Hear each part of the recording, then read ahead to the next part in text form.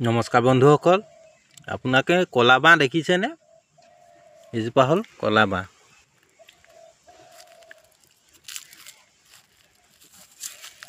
কলা বাঁহ এইটো চাওক।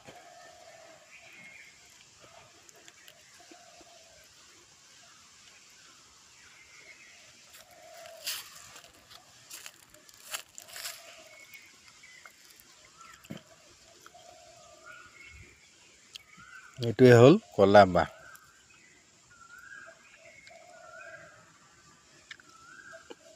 এইটো সাধাৰণতে মণিপুৰত পোৱা যায়। এই বাঁহটো খুব কোমল, মানে ফ্লেক্সিবিলিটি বেছি।